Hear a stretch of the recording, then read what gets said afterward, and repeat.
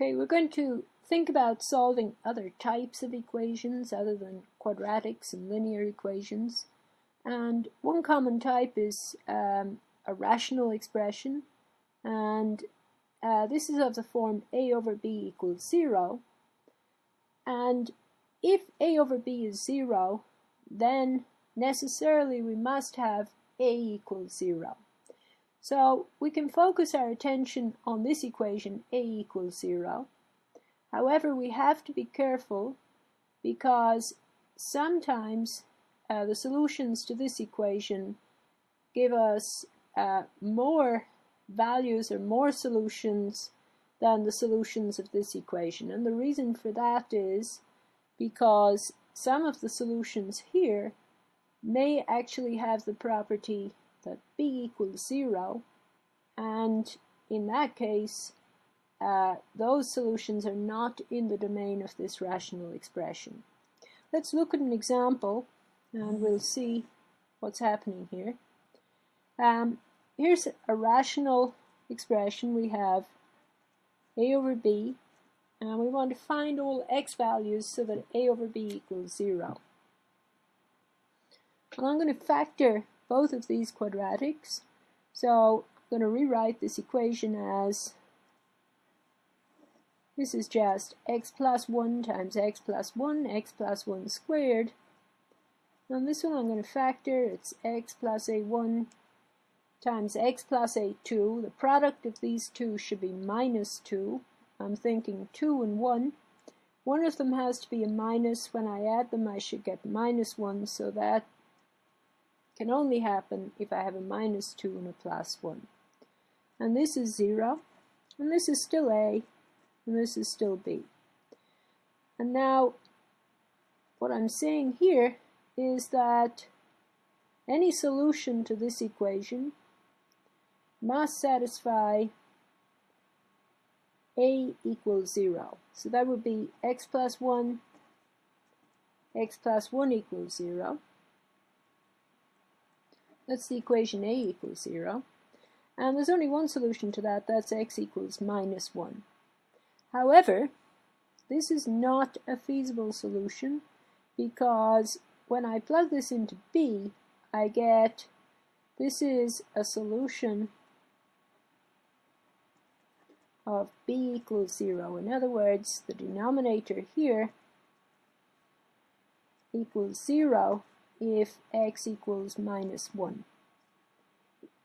And this is not a feasible solution of our equation a over b equals 0. So in fact, for this equation, there are no solutions.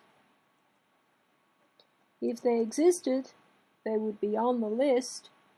Unfortunately, the unique one that's on the list is not a feasible x for this rational expression. So therefore, there are no solutions to this equation. For this one, we have to do a little work before we can use this trick. We actually have to add these two fractions. So we have our common denominator here, x minus 1 into this goes x plus 1 times, so I get x plus 1 times 1 plus x minus 1 times x. And that whole thing should be equal to 0. And that tells me that x plus 1 plus x squared minus x over x minus 1 times x plus 1 should be equal to 0. And now these x's cancel, and I have x squared plus 1 over x minus 1, x plus 1 equals 0. Now, all I've done is rearrange this equation, and now it looks like a over b equals 0, so I can use my trick. So any solution to this must also satisfy x squared plus 1 equals 0. However, there are no solutions in the real numbers, no real solutions to this equation. So therefore there's nothing on the list a equals 0, and therefore there's nothing on the list of solutions to this equation. So once again, we come up empty. There are no solutions to this equation. Let's try one more. Here's a rational expression, and we want to figure out the solutions. Again, it's a over b equals 0, and if there are any solutions, they must be on the list of solutions that I get to a equals 0.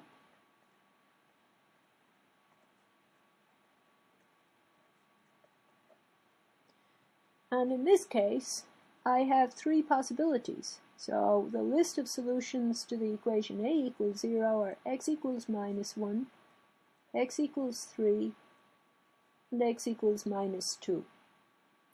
Now I check if any of these are solutions to b equals 0. If so, I have to cross them off the list because they're not in the domain of this rational expression a over b. And you can see that this factors as x minus 3 by x plus 3. So x equals 3 is a solution here,